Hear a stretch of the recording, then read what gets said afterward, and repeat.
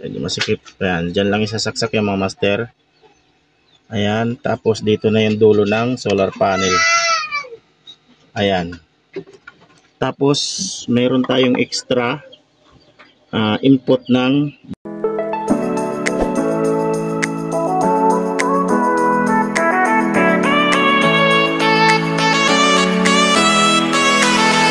okay, what's up mga master.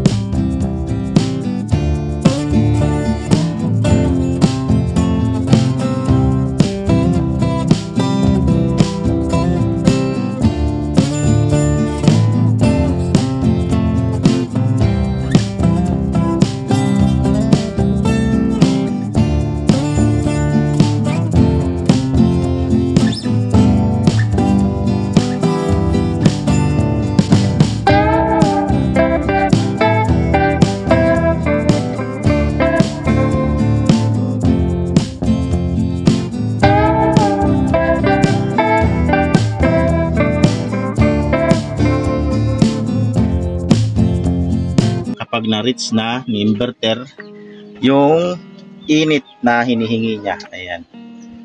Automatic na gagana yon. Automatic na iikot pagka na-reach ni inverter yung temperature na hinihingi niya para umikot yung blower. Pero hindi iikot yan hanggat hindi mainit yung loob. Iikot lamang yan kapag sobrang init. So yan yung battery natin, yung BMS nya, active balancer 6 amp, 100 amps na BMS, 36Ah na battery, 12 volts. Yung mga ginamit natin na wire, gauge 10 at saka gauge 12. Gauge 10 para papuntang battery, gauge 12 para papuntang charge controller. Ayan, mga wiring yung iba. Tapos yung iba, gauge 14 na para sa mga outlet. Ayan. Yun lang mga master. Maraming salamat. Update ko lang kayo. Ayan. Like at share ang ating video. Hanggang sa susunod. Maraming salamat mga ka-DIY.